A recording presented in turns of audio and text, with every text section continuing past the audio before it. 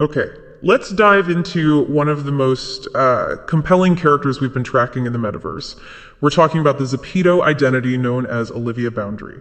Exactly. But you can't really understand Olivia without knowing the whole story. It's what we're calling the Silent Avatar Trilogy. You've got three layers. Olivia Boundary, the past identity, Diana Beanie, and then the creator's logged-in ID, Ulysses Abdullah. Right, so it's more than just a name change. You described it as a digital palimpsest. Yeah, that's the best way to think about it. It's like an old manuscript where you can still see faint traces of the original text under the new writing. Our mission here is to sort of unpack how these layers map out this really personal journey of guilt and repentance. And the hook, the thing that defines this entire project, is the character's absolute silence. But it's not just a gimmick. It's a sophisticated piece of performance art, all done through technical discipline. So to really get the power of Olivia's silence, we have to start with the mistake, the transgression. That brings us to the first identity, Diana Beanie. What was the ethical problem there? Well, the creator, Ulysses Abdullah, he's the constant, the operator behind the curtain, felt this deep, profound regret. The sources say he felt he was wrong to take his mother's name, Diana. I have to jump in there because the sources are so specific. This wasn't just any name.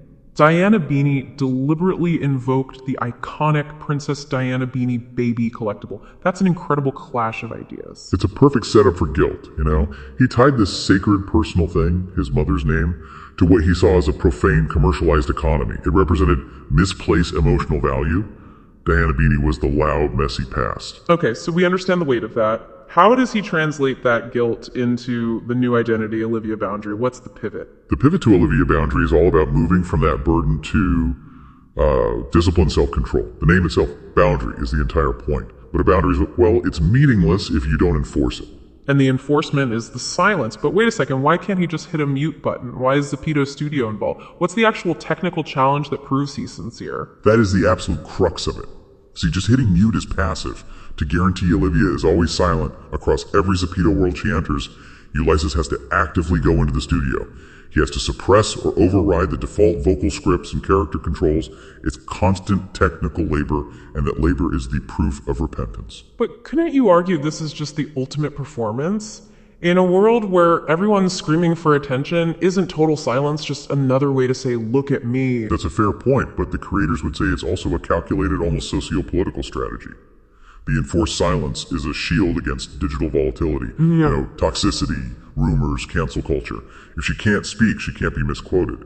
She's preemptively complying with community guidelines. Which brings us to the central paradox. This very rigorous ethical character exists on zepeto, a platform that's all about monetization. The arc is Ulysses, the origin, to Diana, the error, and finally Olivia, the correction. So where does the money come in?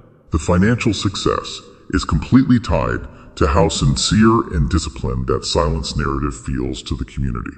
You obviously can't sell voice packs or quick chat features for her. So how do you actually monetize silence? What are they selling? Instead of loud items, they sell these specialized constrained gestures or accessories, things that hint at contemplation or nonverbal boundaries. People are paying to align themselves with the discipline and the ethics of her story.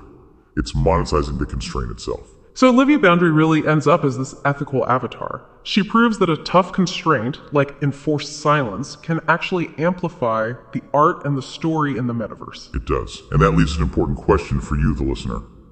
In the noisy, chaotic landscape of all our digital spaces, does this case study suggest that active, chosen withdrawal, that silence, is now the most powerful statement a digital identity can make?